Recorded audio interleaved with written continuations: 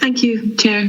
And thank you both for coming before the committee today, and I suppose more importantly for all of the work you do on disability matters issues and highlighting the government and state failures. The discontinuation of the mobility allowance and motorised transport grant for new applicants in 2013 was disgraceful in itself, but I suppose that no adequate replacement has been developed in 8 years is just truly shocking.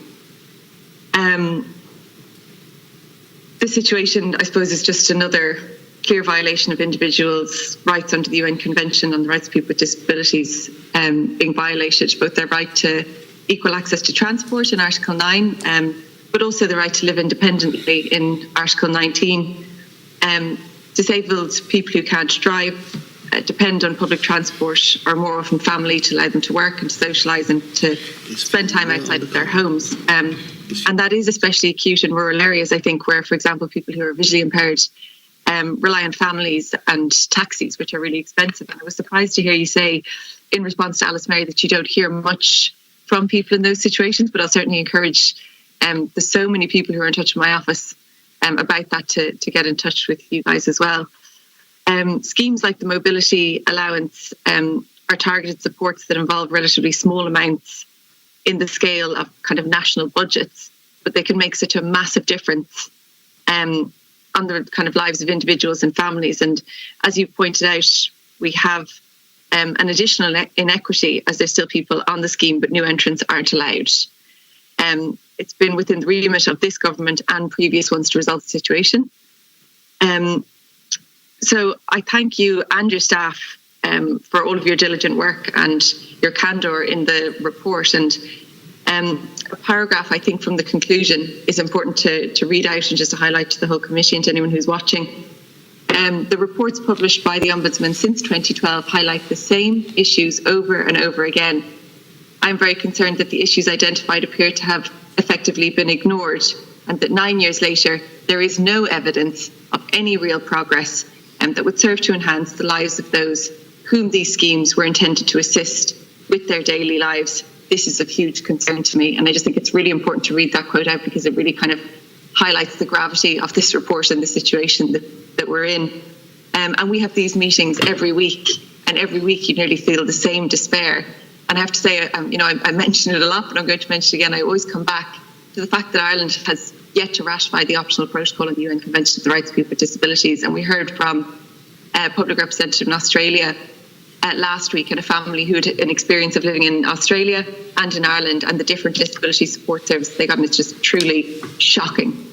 And that it took us 10 years to ratify the UN Convention in the first place is a disgrace. That we still haven't ratified the optional protocol is just unbelievable. And really we've seen from other countries that is how people realise their rights. But the report catalogues the various issues raised by yourselves and your predecessors on this issue. From your engagement with the HSE and Ministers for Health, I'm wondering how seriously do you think the government receive the invaluable work that you're doing? I'm interested to see, how the state agencies and the government respond to you. And to help frame how the government and HSE address or don't address failures to protect the rights of disabled people, could you elaborate on what has happened in relation to your Wasted Lives report into the inappropriate placement of people under 65 in nursing homes, which we discussed back in June? And finally, just your report notes that when you and your predecessors have, and I quote, highlighted the unfairness and inequity of these schemes, the response by government has been either to discontinue the schemes without replacement or to reinforce the inequitable eligibility criteria in primary legislation. This example is another in a very long list this committee has heard about concerning repeated government failures. I'm wondering what actions on personal transport could the government take to convince ye that they're taking the rights of people with disabilities seriously? Thank you. Thanks, Holly. Thank you very much. The first thing to say is the reason that this report is with you is because generally, as I said, our recommendations are accepted and then acted upon. So for the most part, we look across the piece of the work that we do as an office, and there's very, very few areas where there are outstanding issues. I mean, sometimes we get frustrated at the speed at which things are done, but generally they are done.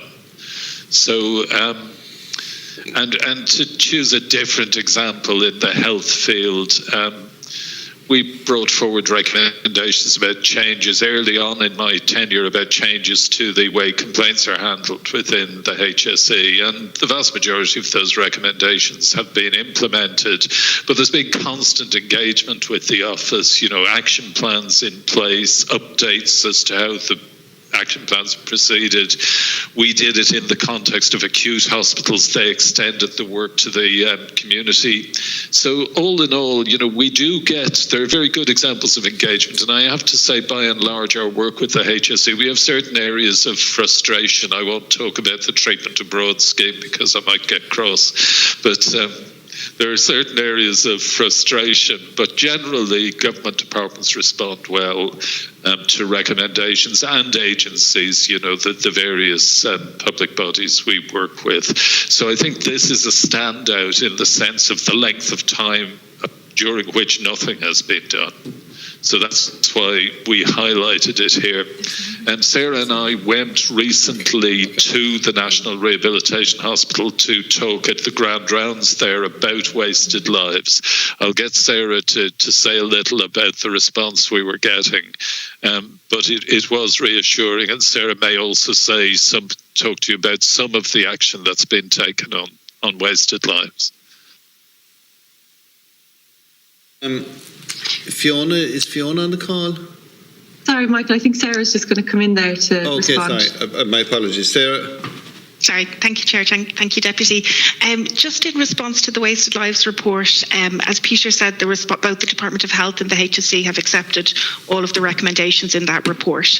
And in terms of practical implementation, there's been a steering group set up under the Chief Operations Officer in the HSE, Anne O'Connor, which I think is a keen example of how serious they do take this issue. They've also got funding through the EU to develop the audit of services and people in the settings under 65 to set out their will and preference, and to be able to develop and put in place the supports that are needed to allow them to move, if it is their will and preference, to a community setting. We're just waiting for the agreement of the National Service Plan, the NSP, for 2022 to get a sense exactly of how the pilot that was put in place that helped move 18 people out of such settings this year will be scaled up next year. And our hope is that it will be scaled up substantially, because in order to move this area on at the pace that is needed. So I think there is movement, and we're happy to work with the HSE in terms of working with their steering group and the action plan that they're developing to ensure that it is monitored and that the recommendations are implemented in as quick a pace as possible. And as Peter said, we were recently in the National Rehabilitation Centre, and just to get a sense of the impact that the report had for people working on the ground was huge for us to see. And people working on the ground, some of the frustrations that they would have, the idea that this pilot might be scaled out and that there will be the supports put in place for people is really important for people working in the field as well, I think. Thank you. Quick follow-up, Michael, if that's okay. Yeah, absolutely. Just in relation to that, because I have to say I thought it was quite disappointing that it was 18 people being decongregated on the initial, that was an incredibly low number given the incredibly high number of people inappropriately in those congregated settings. And I know from different people that we're dealing with in my office that, it's not just in old people's homes, we're dealing with people who have been placed into psychiatric wards. When that just couldn't be more inappropriate. And ultimately, in lots of areas, and I think particularly in rural areas, there is an absence of any kind of independent supported living, And one of the things that this committee requested in the beginning when we started up was in this stall was that the Minister for Housing would come before the committee and explain to us, in any builds, how many houses will there be for providing independent supported living. And I suppose I come to the conclusion of unless this is considered in other policies, how can the HSE address, a lack of independent supported living if the Minister for Housing isn't taking that into consideration from the outset when we're building houses, So I'm just wondering, how hopeful are you that that it will be scaled up, to the kind of extent that you're obviously hoping for, from 18 to, 1,500 plus? Yeah, I think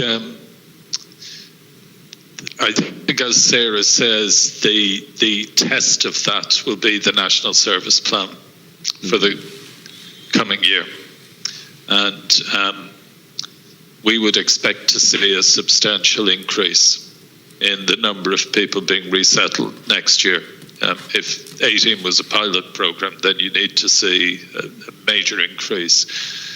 And I think it'll be past my time as Ombudsman, but it'll be something that the office will be keeping a close eye on. I'm glad that colleagues were reassured by my successor. I know that he's determined to keep an eye on the recommendations that have been made and to make sure that they're delivered upon and to highlight any failure to do so, and I don't doubt he'll do that.